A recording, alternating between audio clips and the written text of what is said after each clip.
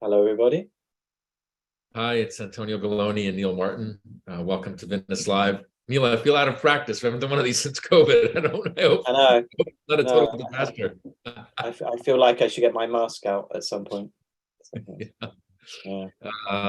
Cool. Well, we've got a ton of people dialing in, which is great. Thanks, everyone. We're going to give maybe, well, why don't we see if there's any questions right off the bat? I mean, obviously, we're here to talk about 2022 Bordeaux.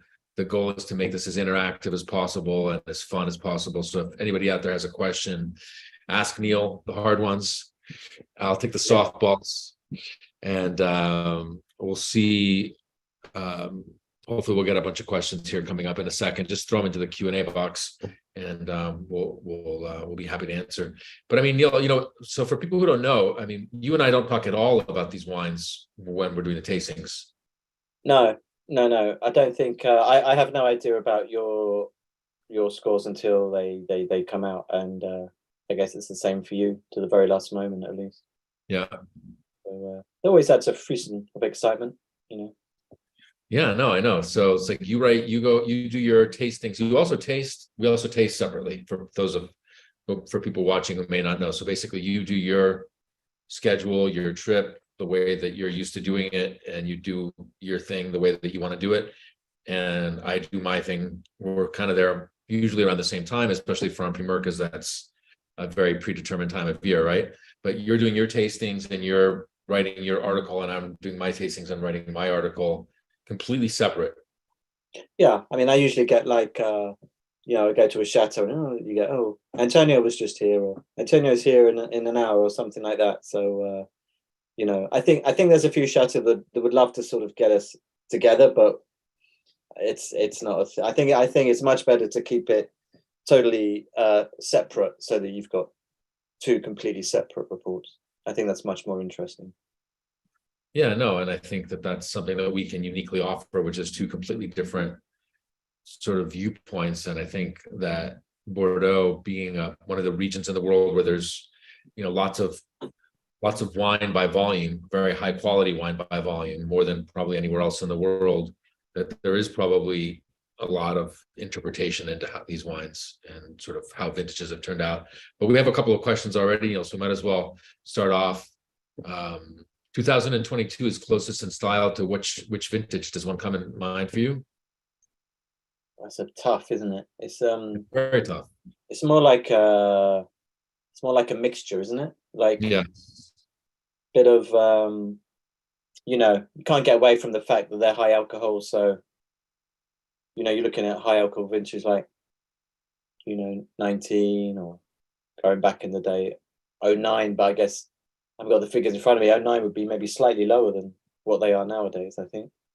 Um, but yeah, a little bit of 16, uh, a little bit of 10, I think, is in there in terms of tannins. Um, the aromatics, I don't know, a little bit of yeah, God, a little bit of 20 maybe. It's a mixture. It's very hard to compare to other vintages, just because things have changed so much in the last few years. So you can exactly. look at the same wines, but they're different. I think that this is why making a vintage comparison today is so difficult. Whereas, in the past, the vintage comparisons were easier because things didn't change so much over such short periods of time. Therefore, you could intelligently discuss, let's say, 2005, 2009, 2010, and then like the vintages around there kind of together, because they happen kind of in a similar era, and there wasn't all this incredible change. And this year, right now, this time frame that we're in now, everything seems to change almost from one year to the other. The whole way that people make wine, they think about the vineyard. Obviously, the climate is highly variable from year to year. So I think that the vintage comparisons are actually harder today, because what I think these 22s are different from 09 and 10 is they don't have the body of those vintages. And so then the question is, was that the vintages that gave these really rich, ample, wines with great like presence, or was that the winemaking, or both? And I think that in terms of current years, you would say that there's some freshness like 2010 and some ripeness like, freshness like 2020 and some of the richness of 2018. But beyond that, yeah, there's tannins like 10, but not the volume of 10. I don't think the alcohol feel as high as the 9 and the 10 era. Whether they are or not analytically is a different story, but the wines don't feel alcoholic. They don't feel exuberant.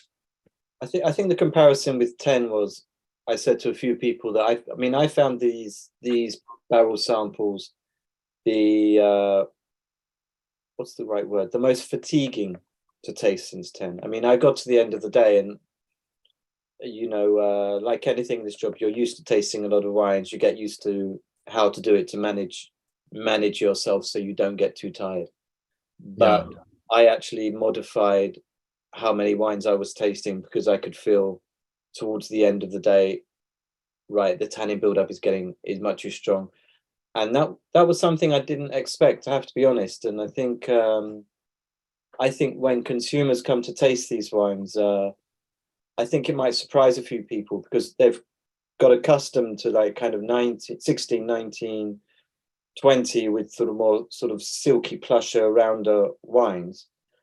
But for me, 22 isn't cut from that cloth. It's that I find the wines, as I said in my report, I found a kind of slight powderiness that kind of is not as obvious as, say, 2010, where it like just gripped. There's a big grip in the mouth when they were young, but it built up over time. So in the morning I was fine, but when it started to getting to later in the day, then I could start feeling it, and I had to. My tactic is always, and my advice for everyone out there is a weak Japanese tea, like slightly warm, and it just cleans out and refreshes without altering your palate. If you had milk in it, for example, that makes it too lactic. But yeah, I've been trying to reduce the number of wines I taste in a day. Also, maybe not necessarily as a response to a particular vintage, but just that there's so many wines that are put in front of us that are not necessarily on Primeur kind of wines. And that does, I mean, if it may not seem like a very big deal, but the accumulation of these over several weeks is significant. So I think it's good.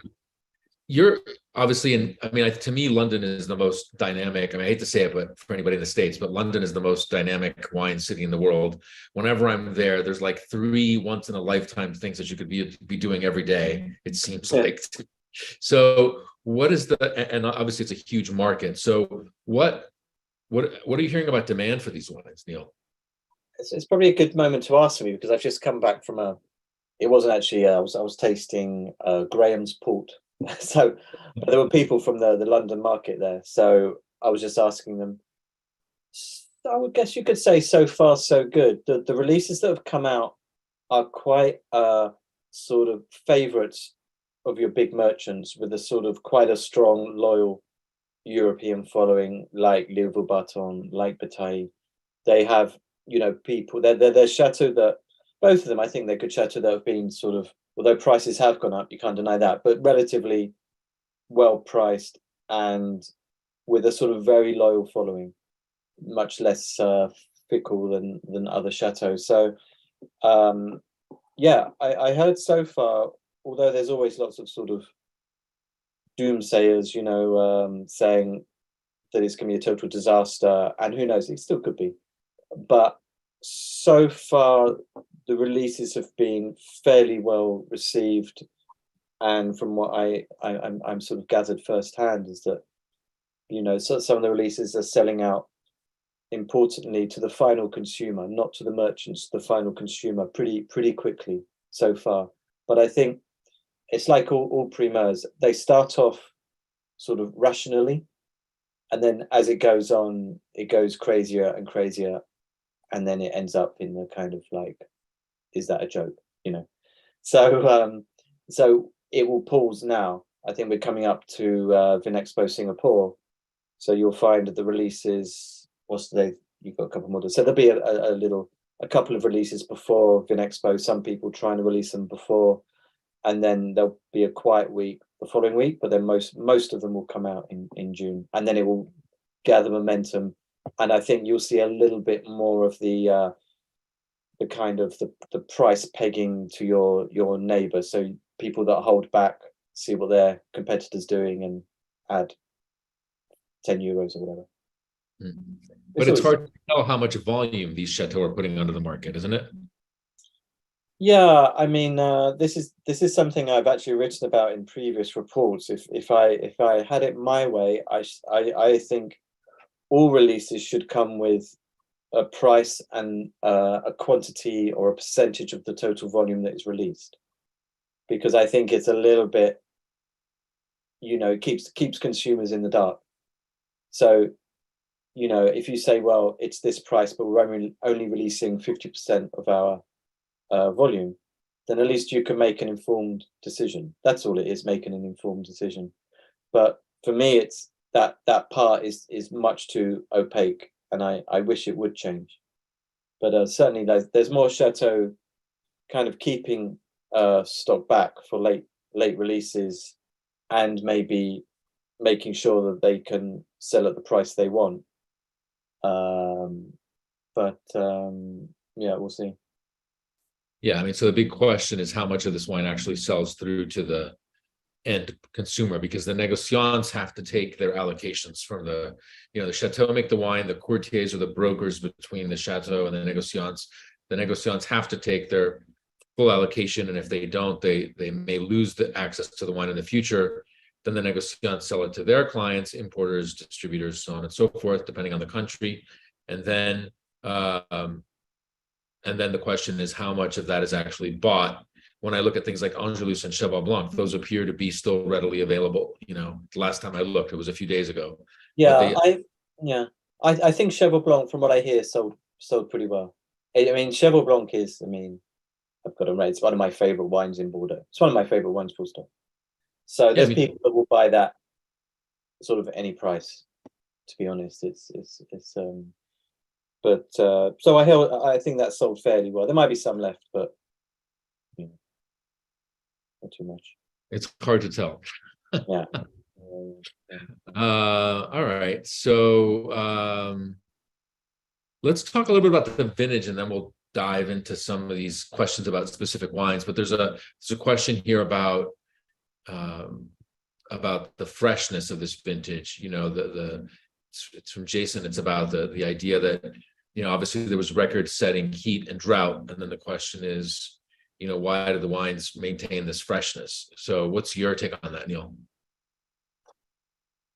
Well, I mean, the truthful answer is nobody really knows, to be honest.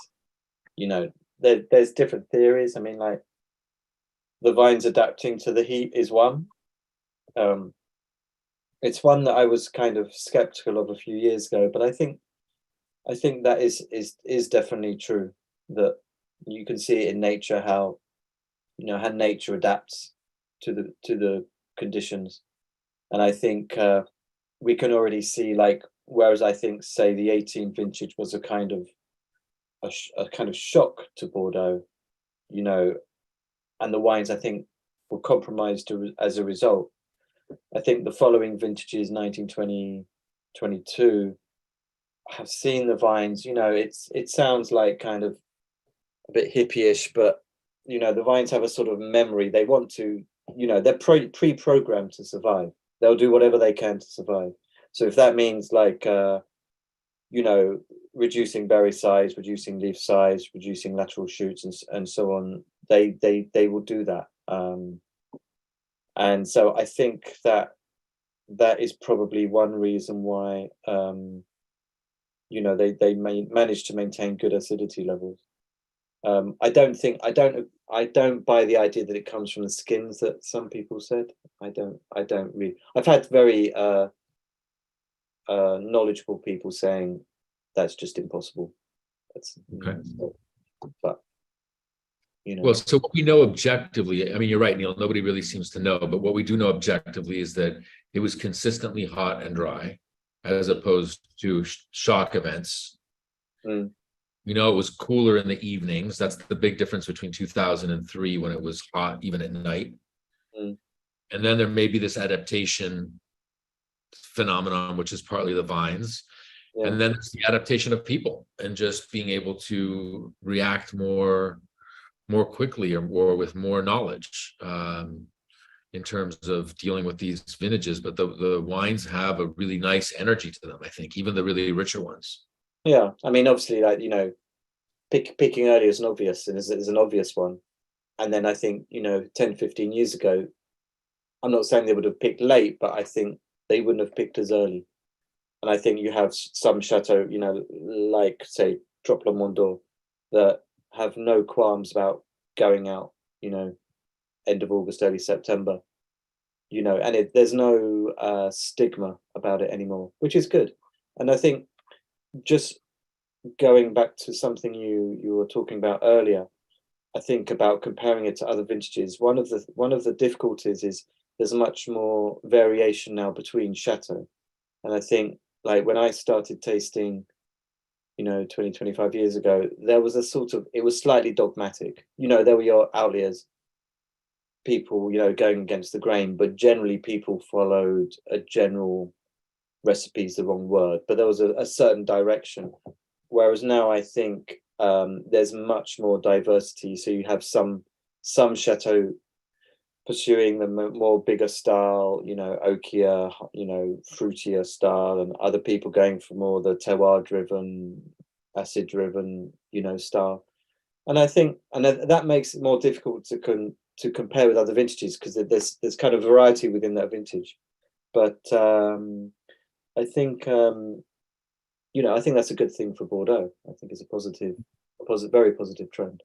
Wouldn't want everything to be the same, even the wines I don't like. It's like, well, but there's also a difference between financial means between estates. I think that's another thing that's changed, is that the disparity between estates that are well funded and can, put all sorts of people to work on important problems or have technology, that gap has surely widened over the last 15 or 20 years. I don't know. I think I disagree with that, actually. I think this is my argument. I think, if anything, it's decreased, because if you think, let me just give one example, like Bay, you look at that winery. I mean, that's a state of the art winery that. Which one? Bay. Yeah. That's a state of the art winery that's amongst the best in Bordeaux. So I think, whereas when I sort of started, you did have the first growths and the super seconds right at the top, and there was a kind of gap, and then everyone else was sort of below. And I do mention this in the report. I think, if anything, within that, let's call it top 80, 90, 100, I think, because you've had so much outside investment, think of Saint-Estèphe. You've got the Bouygues, Michel Rebier at Cos d'Estournel. You've got Jackie Laronzetti now at La Femme Rocher. You've got the insurance company at Camel Segur. I mean, they're not short of money. And so there's 4 top Saint-Estèphe where you could say the pursuit of, there's no financial limit to what they will do to, for quality. So those are all elite estates, Neal. Yeah, so I'm sort of talking about, I'd say the top 90, 100. Yeah, for sure there. Whereas before, I think the gap within that, I mean, that's a big part of Primeur. Yes. If you take the top 100, that's a good chunk of Primeur.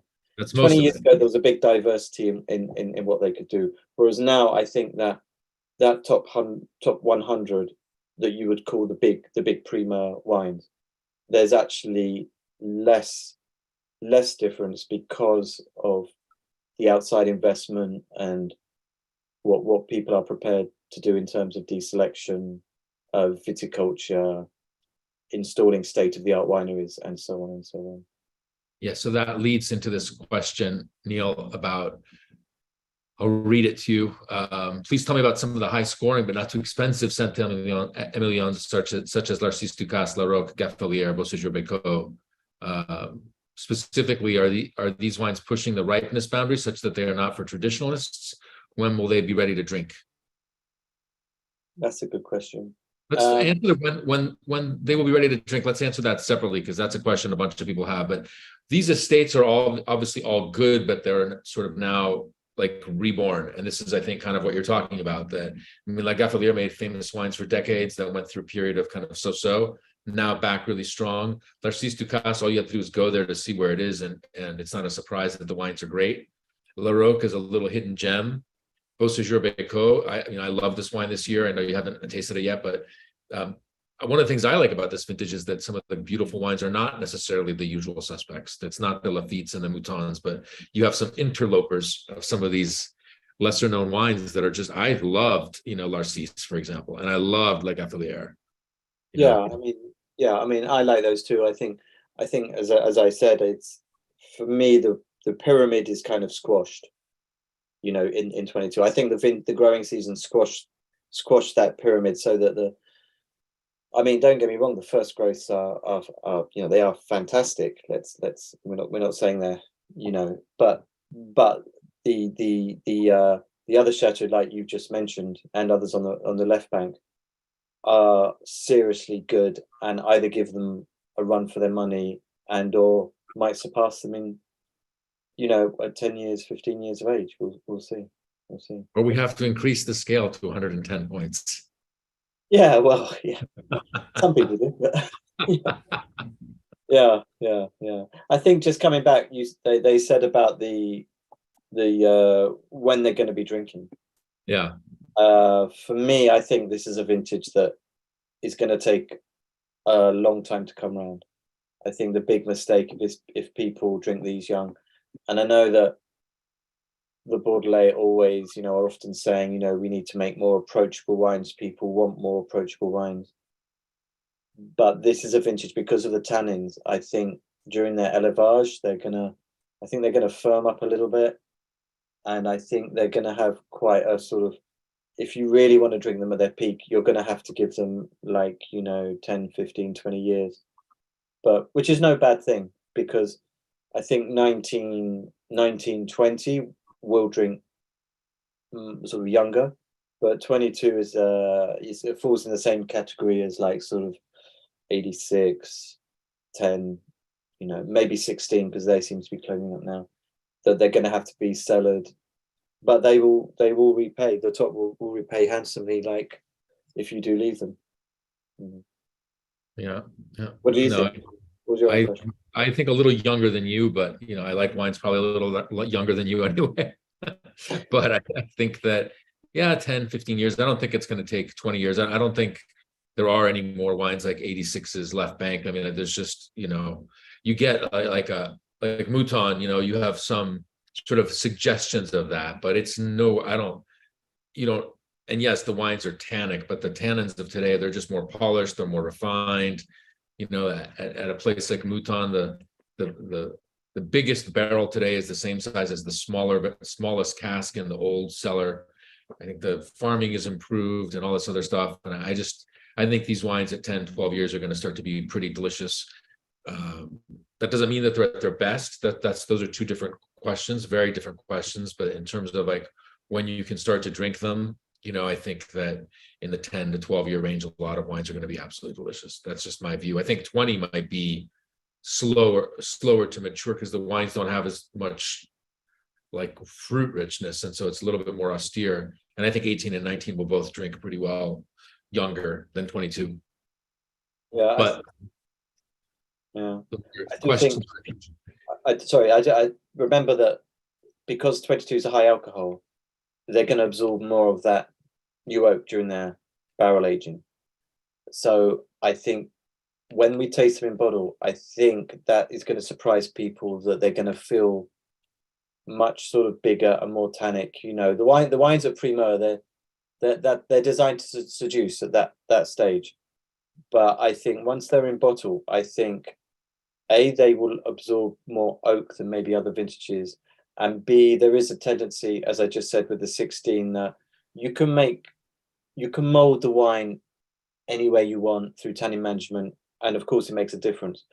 But eventually, the sort of DNA of that chateau comes through with time, and they sort of like an elastic band, and it sort of over time it comes back to what is a Latour, what is a Lafite, what is a Pichon, you know, and so on. So yeah. Yeah, I mean, it may be, there's a lot more Cabernet Sauvignon and a lot of the left bank wines. There's a general trend like Pichon you mentioned. So maybe you're right. I don't know. We'll see. But I think I don't know. I really loved the way that these wines showed. I think some of the winemakers told me they might do shorter time in oak this vintage. So then the question of, which I'm sure you've heard the same thing, because everybody's primed to give everybody more or less their presentation. But I think the way oak extracts with higher alcohol, we'll see. I don't think the alcohols are super high in this vintage for modern day Bordeaux. I mean, obviously it's very different from last year, but I mean, I think that's why the bottle tastings matter a lot. And, not everybody goes back and tastes all the wines in the bottle. Yeah, I mean, I think like this, I know again, it's something I said in the report. The bottling of the 22s is going to be really crucial. Like, the aim is to capture, not just capture that wine, but capture the freshness that we tasted.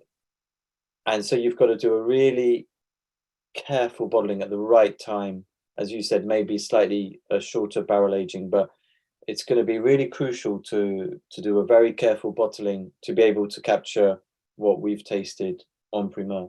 That's always the sort of the forgotten part of the winemaker process, because it's after we've tasted it on Primeur. But I think it's going to be really important for 22. Yeah, no, for sure. So that's in a year and a half that we'll go back and right. It'll be in this usually like November, December. Yeah. Here's a question from Andy. What's your take when your ratings are very different from each other or another critic you respect? There's partly I respect. I think it's always good to think, have I missed something? I don't, you can't sort of, as I said, I don't look at what other critics or score, and no offense, Antonio, I don't, even yours, I haven't really had time to analyze them. I just give them a quick look. Crestfallen. Have a laugh. What's he thinking? What's he doing? I like Cheval Blanc. Yeah, well, we both like that one, so that one's okay. But no, I mean, I've done it. I've done it a long time. I think a lot of Primeur is kind of gut instinct and intuition. What you think first. If a wine suddenly makes a great impression, it's usually correct. But at the same time, I think this Primeur is important. Some of the wines do change, so you needed to give them time. Petrus was one where when I first tasted it, it's not saying anything to me at the moment, but after I've chatted to Olivier Barrois for a while, and you come back and you can see it starting to open. But no, I don't really. I actually have to admit, I hate this sort of. I don't like this sort of when all the scores are sort of put side by side, and I think it reduces a vintage to a sort of algorithm, which is not what wine is about to me. So, I don't know. Yeah, no, I think that's true, because I mean, winemakers don't like scores because they feel like it reduces their work of a year, but it's not really a year, because making a wine, as you were alluding to before, Neal, vines have a historical memory. So you make a wine today, but that's the result of many, many years of work actually to get to whatever the result is in any given vintage. And who wants to have that all condensed into some number, 95, 99, 85, whatever. It's a little oversimplistic, but I think that's true of our work too. I mean, you've spent your whole life going to Bordeaux, and you have your new book out, your second book. It's more recent for me, but we both spend many, many weeks a year there, or months, whatever it ends up being.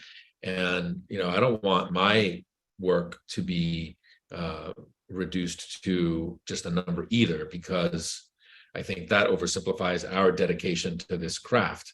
And a lot of times we'll go back and taste wines more than once. Like I didn't. There's a question about wines that we disagree on. One of them is Calon Segur. I tasted that wine twice. Once at the beginning of my trip, once at the end of the trip. So quite after, with a lot of wines in the middle and a lot of time in between, and my feelings were the same. But I'll do that. I went to Ponte Canet twice. I mean, this is typical at our level. And I know you do that too. And so who wants to have all of that effort condensed this into some number? And the reason I'm mentioning that is there's a question about Le Carme or Briand and 22, which is, I think we're getting maybe a little too carried away with scores. I just happened to look, Neal. Your score is 96 to 98. My score is 98 to 100. The question is, you seem to have pretty different notes and scores for this wine. Well, I'm going to have to disagree. I mean, this is an exceptional wine, whichever review you read. I mean, 96 to 98 is a phenomenal wine by any definition. It's just for this particular wine on this particular day, maybe to me it triggered that extra little thing, that emotional response. It's, as you said, Neal, it's a gut instinct, it's a visceral thing that maybe, this wine has for me a little bit more than you, but I also saw some wines that you liked a little bit more than me, like Leval Barton or Gruy de la Rose, which is great. But you like it triggered a little bit extra, a little bit more of a reaction from you than it did for me. But at the end of the day, by the time these wines are in bottle, these scores could actually be the same. I mean, because you're tasting a young wine, so I don't think it's that big of a difference. But I do love Le Carme. I didn't read your review. I just glanced at the score real quickly because we had this question. But what do you think about the wine and the techniques that are going on there? Yeah, I mean, I wrote a big article on it last year, I think. So Yeah. if anyone wants to read about it, it's you know where to look. Yeah, I mean, I think it's a really fascinating chateau with very sort of interesting different techniques, using whole bunch, Cabernet Franc, the techniques used in the winery. So yeah, but at the end of the day, like you say, it's like, did Le Carme move me as much as La Mission Haut-Brion? So I think I preferred La Mission Haut-Brion. So it's all, I think it's just a thing that's relative. Like it's like I'm fairly strict in my sort of marking. So it like for me to go to 90, I'm not averse to going to 98, 100, but it's got to be sort of choirs of angels, and it's got to be something kind of almost spiritual that's going to move you to make me go to that level. And then it's got to be even more to give 100 points in bottle. I think that's like, for me to give 100 points in bottle, then it's got to be amongst the best I've ever tasted. So and I will give them, but I've got to be very, very moved for that. Yeah, but I mean, the whole universe of wines that we're talking about is still really elite. It's just a question of whether, one wine is just a little bit more complete than the other. I mean, La Mission Haut-Brion is absolutely phenomenal in 2022, in my view. And, that's just, these are really small details, right? These are all great wines. Yeah, it's like comparing the songs on the Beatles' greatest hits. Which one's your favorite? I mean, it's take your pick. Yeah, depends on what mood you're in on the day, partly. But exactly. I mean, but I think that's where I think that's where experience is important. Like, having done it for a long time, you're using your knowledge of having tasted it in barrel and where you think the wine is going to go. I think it's very easy to get seduced and give it a high score, but you've got to think, what's the barrel maturation going to do to this compared to other vintage? Where do I think this is going to go to in 15, 20, 25 years time? I think that's important. Yeah. I just want to see. So there's a question about alcohol level. And the question is, when will you start publishing alcohol with your tasting notes? I know this is not the only measure of quality. It's not a measure of quality at all, but okay. But still would like to have that information. Well, guess what? So would we. We would love to have information of real alcohol levels, which are hard to get because in a lot of countries, there's tolerance of different levels in terms of what is allowed for on a label. And as a publication, I think we'd want to take a view across all regions that we have the same approach, which is if we're going to list these, we would want to do it for all wines.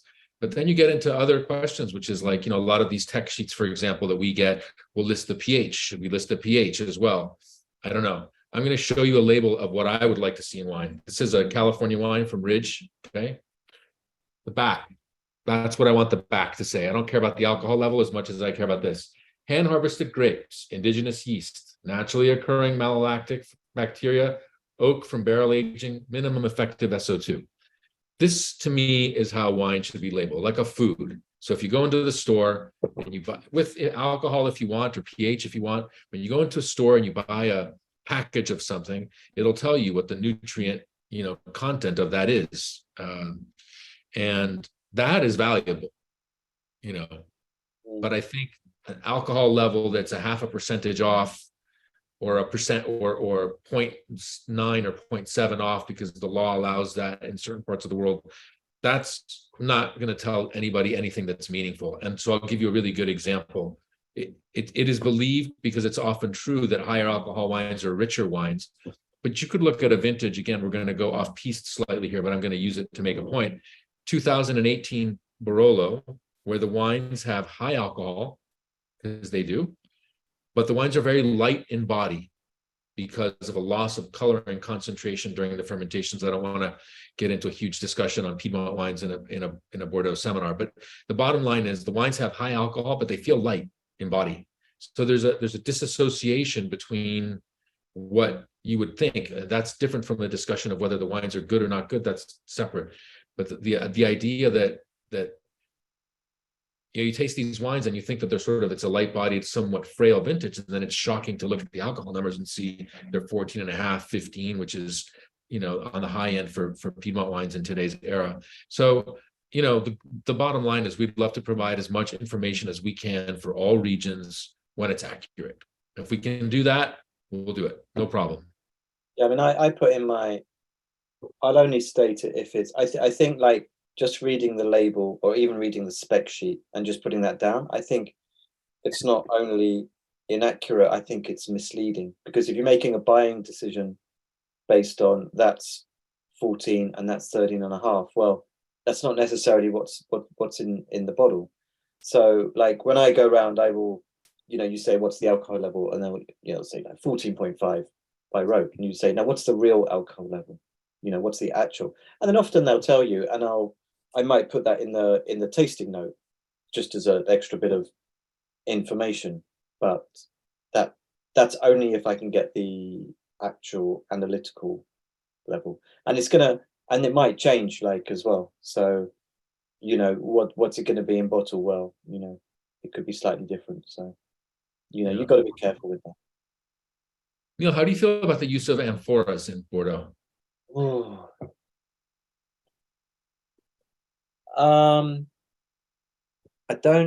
not against them, but I'm a little bit cautious about them in terms of the percentage that they're used. I think a little bit is okay, but at the end of the day, a lot of great Bordeaux wine has been made using barrels. So why change it? I think like a bit of experimentation is good, but there are times when I think that they do have an influence on the wine that I'm tasting, and not in a way I really like. A little bit is fine, 10%, 15%, I don't have a problem. I think when you get to like 30, 35, 40%, then I'm a little bit I don't know. I'm not sure what it's giving apart from a pretty barrel cellar, But there's no harm experimenting. Yeah, I mean, I think that there's basically two reasons why you would want to do amphora, and I think that the most relevant for this discussion is that because of climate change, largely because of climate change, producers are experimenting with all kinds of different ways to age wines in addition to the standard size barrels. So you'll see, yes, you're seeing amphora. I mean, the famous places that use amphora, of course, Ponte Canet and Le Carme, but you'll see a little bit of the Constellant and other places that sort of use it as an accent. So think about that as like adding a little pepper to your dish or something. It's just another layer. But I think the more interesting discussion is not just about terracotta, but the idea that you start to see larger barrels in Angelus. You see larger barrels, casks. This is big size casks at Angelus for the Cabernet Franc, at Palmer, the Larcis Ducasse, which I loved, Neal loved, and a lot of other people loved. That's I don't remember exactly if it's all larger barrels, like 500 liters. But if it's not all, it's a significant part of the wine is in 500-liter barrel. So there's less exchange with oxygen. The wine stays fresher, vibrant, more vibrant. I think that is a more interesting evolution for Bordeaux than just the amphora discussion, which is, are we going to see more of these wines in larger format? And I've got to tell you, I find a lot of those wines really exciting, because you do have this intensity of fruit that seems to be kind of what we're living with right now, and the freshness of and then the freshness of the larger format oak. I mean, when you taste the Cabernet Franc from Casket Angelus, I find that wine really exciting, and so I think that's a pretty interesting possible avenue for the future. But there's all, I wrote this a few years ago that Bordeaux is one of the most, maybe the most dynamic wine region in the world in terms of exploration, because you have these things that you talked about, the stems, the different kinds of aging vessels, different approaches to viticulture. I mean, all these things are changing in a really fast pace. So I don't know how I feel about amphora, but I like the idea of large format oak a lot. I think it's really, really interesting. Yeah, and also I saw a few wine globes. The glass sort of it's like a sort of demijohn, isn't it? Like Yes, inert glass I've seen them more in Burgundy, where they're more, you've got much smaller quantities, so that it has a much sort of bigger effect if you use one. But I saw a few of those, so it'd be interesting to see whether those kind of proliferate in the future. But there's no harm in, as you said, Bordeaux's always looking forward and trying different things, because they can do that, because they've got the quantity to be able to put some wine in amphora or wine globe or into a foudre and see. And I think it's I think that's very positive, but at the same time, although I've always been against the excessive use of new oak, which we used to see in the past, I still think that it adds something particularly to Bordeaux that can make it great. Yeah, so I agree, because there's I'm thinking right now of a wine that is released in two versions: a version made in concrete and a version made in oak. And the version made in oak has that structure, that there's a reason why people were aging wines in wood, right, Neal? It's to give the structure and to round out the wine, to sort of to finish it. Élevage is the act of aging the wine, of finishing it. And in that particular wine, I found the barrel version much more interesting, because the barrel does contribute something. You don't want to get to the level of excess like you're talking about, but there's certainly a relationship of wood to oak that, if it's done well, is hugely beneficial. Yeah. All right, what else? Is there an up and coming or radically improving region within Bordeaux that you think people should be focusing on? Ooh, what's that region? That's a good question.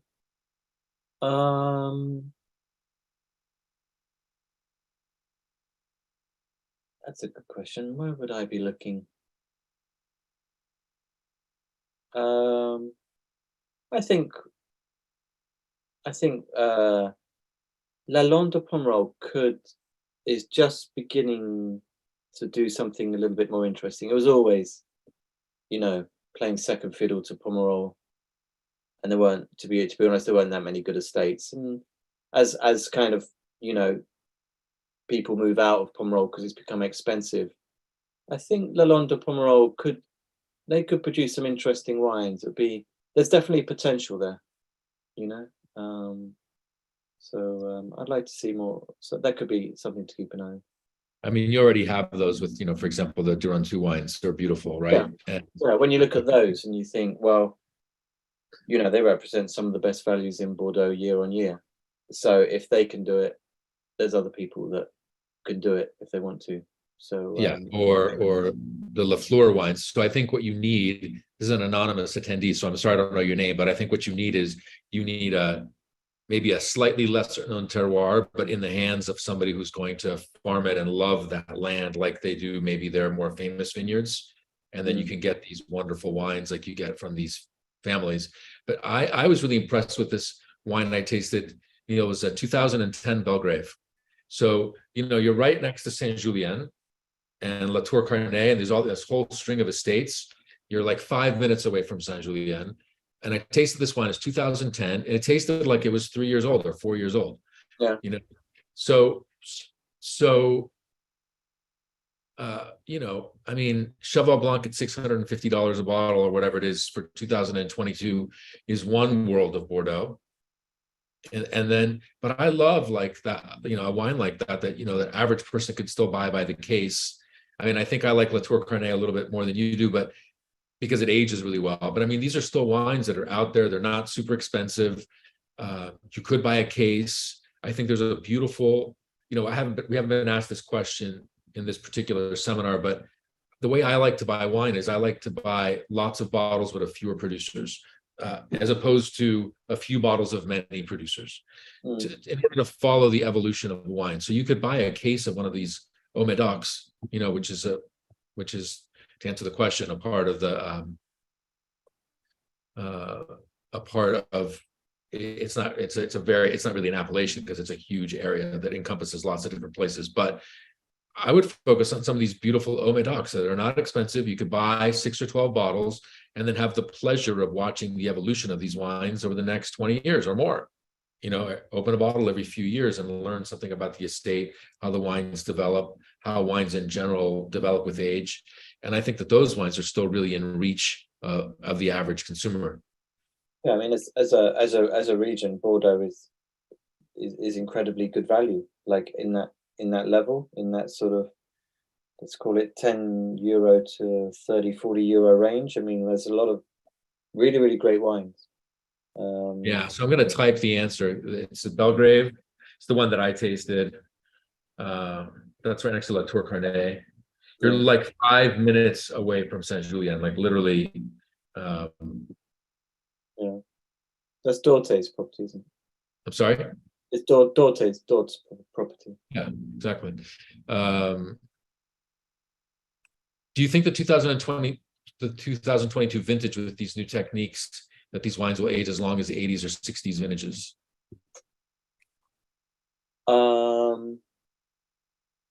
Yeah, I think so. I think it sort of becomes.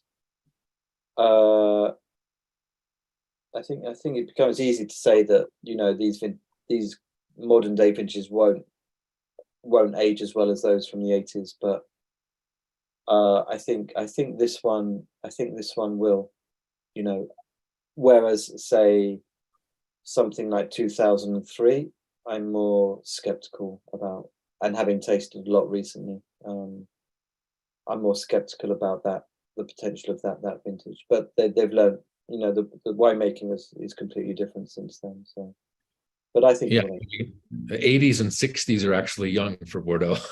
When you can taste wines that are 100 years old and they'll just completely fool you. I had a 60s wine last week, but it was 1865. So and that was still fresh. It was amazing.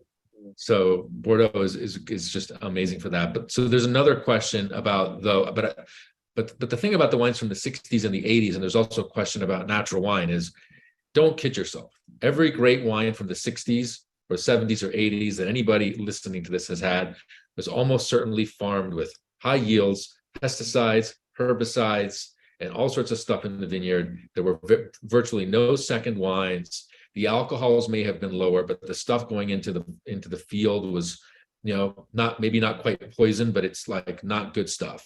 There are things that people don't use anymore. So there's a question about natural wines. Some of the things that have happened in Bordeaux, like in everywhere in Northern Europe, is because of climate change. The seasons are generally warmer, generally drier. That means you can farm with fewer chemical products. All of the wines that are made today at the elite level, the wines that interest us and our readers and people watching this, are all much less interventionalist than the wines made of the preceding generation, irrespective of what the alcohols might be. I mean, that's part of a much bigger discussion. I'm not trying to dismiss that, but today's wines are much more natural than the wines of the 60s and 70s and 80s. So as much as we love those wines, and I love those wines, I think today's wines are actually much more natural, quote unquote, than anything made before, because of this awareness that we have about our sustainability, our environment, and the fact that the weather allows you to farm biodynamically. You might get a very shock vintage like Palmer in 18, but where the crop was decimated to like 9 hectares or something like that. But for the most part, the climate allows people to farm biodynamically, organically, or within the general umbrella of what's sustainable, much more so than it did in those previous decades. So to me, this is one of the most exciting things about wine today in Bordeaux and Burgundy and Piedmont, et cetera, et cetera. I don't know if you want to add your thoughts on that, Neal. Yeah, I think you kind of touched on something I think is important, that like I think you always have to, our job is to review the wine irrespective of how it was made. Of course, I want the best viticulture, the least amount of chemicals, the least amount of herbicides as possible. But you've always got to rate review the wine on what is in the glass. And like as you say, when you go back, it's like saying, well, low yields make a better wine, but then a lot of the yields for 82s were huge, even higher than what was actually sort of declared in some cases. So, but the wines are great. So I think it's important not to work from the viticulture forwards and say, well, then they're low intervention, they're using minimal sulfur, therefore it must be a really good wine. You've got to sort of taste the wine first and then ask, well, how did we get there? And sometimes, it will be, often it will be like sort of, making wines in a much sort of more sustainable, ecologically friendly way, which is fantastic, but not always, So you can't. I'm not going to penalize someone for say using for spraying after rot if they had to do that to save the fruit, and they made a fantastic wine in the end, because it's a fantastic wine. That's the end. That's it. So. Yeah, a great example of that would be Chateau Margaux, where they're very open about the fact that they're not, they have an owner and they've got to produce a certain amount of wine every year, and you can't just take a risk that a small artisan producer can take. And Philippe Pascal is always pretty adamant that they're not, they try to be as sustainable as they can, obviously, because it's better for long-term vine health. But if you have to do something, you do it. Yeah, there's actually there's an article coming on that soon. I spent a day with Philippe in January. Okay. It's nearly. I've just got to finish the élevage on that. Cool. Well, we have time for a couple more questions. Neal, I want to ask you, what would you look for early drinking wines? Early drinking wines. That's a good question. I mean, the thing, you mean in 22 vintage? Or? Yeah, in 22. Yeah, that's the thing. There's not many. There were so many, even like in the. I don't know. I'm English. I like to age wines for generations, and there weren't. It's not. I don't know. My answer would that be 2019. I don't know. Like a lot of the wines I want to. I feel deserve time in bottle.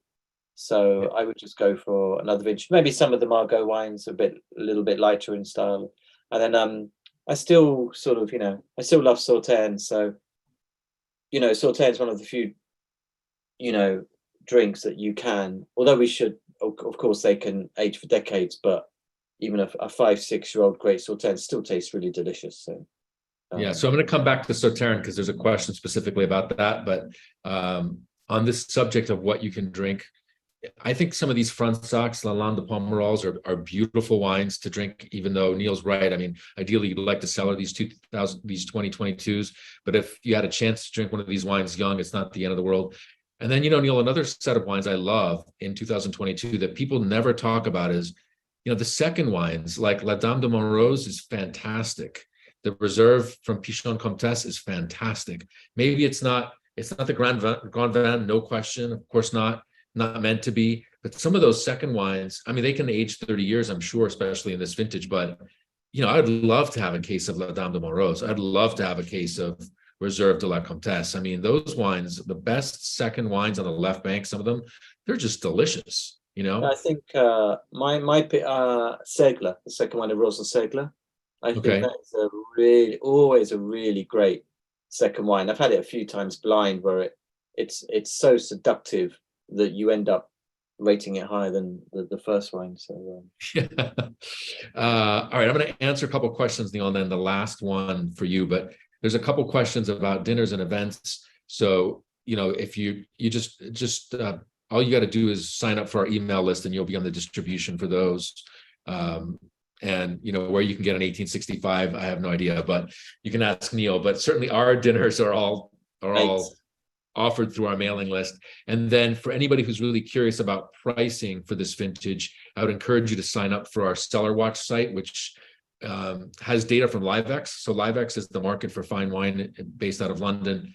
And they have incredible tools that are usually available only to their professional users, which is a small subset of companies, a few hundred, no more than that. And we have a partnership with them where we offer that pricing data to our subscribers. So that is a way to find out exactly what things are selling for. It's not like other sites that are, like Wine Searcher is a fantastic site, don't get me wrong, but it's a site of offers, not necessarily of transactions. But on Cellar Watch, you can go and actually see what things have been sold for what amount. It's a great way to value your cellar, and you can basically get professional level insight. There's only a few hundred people in the world, a few hundred companies in the world that have access to this. It's all companies, but our subscribers, consumers, can have access to this trade level insight on pricing. So if you love Bordeaux, and you want to follow pricing, that's a great way to do it. There was also a question of how to buy these wines. I would stick only with reputable merchants who are in the business of selling Bordeaux futures and have done it for many years, because you never know if a company has some sort of financial difficulty, especially now. So, you're paying for something today that you're going to get in 2 years.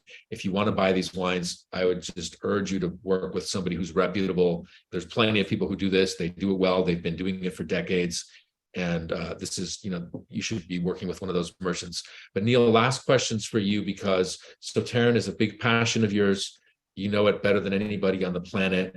So what is your view on, let's do dry whites and Sauternes 2022. What are the developments and what's the future for these categories? Yeah, I mean the dry whites. I mean, I tasted most of the dry white Sauternes this year. I think it's very difficult, because on the one hand, the Sauternes Chateau have to do this. They've got to diversify, because they can't sell all their production as detritus affected sweet wines. So they've got to diversify, and some they're very nice. There's a little part of me that's kind of like, where do they fit as a category?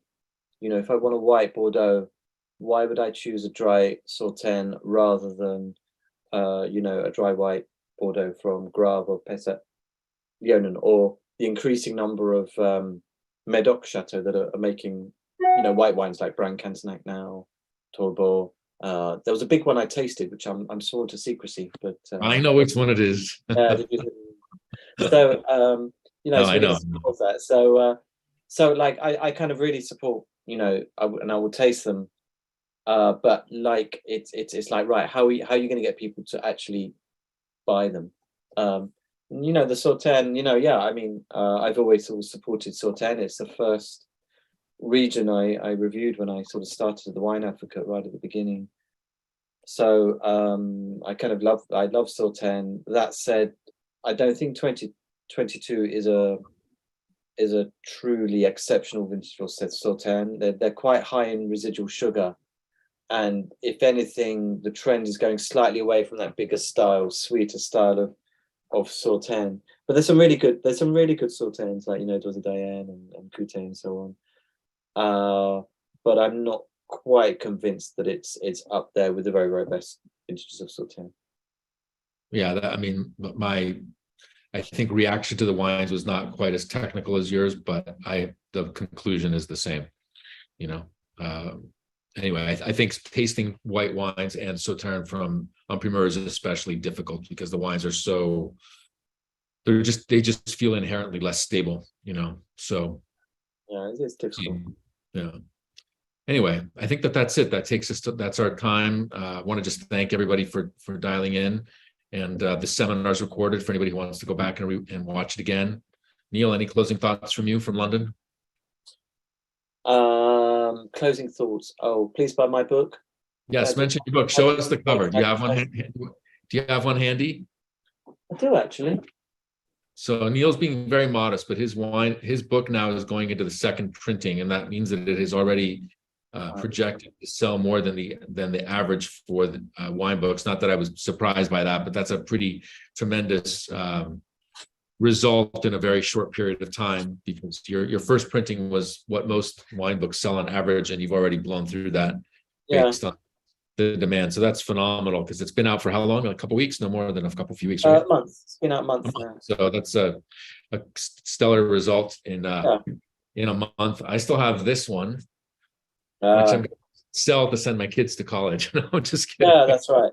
That's right. People keep asking me whether the new one's going to be worth the same as the old one. I said, forget it. It's like a Van de Table. So, it's purposely priced so that more people can enjoy it, really.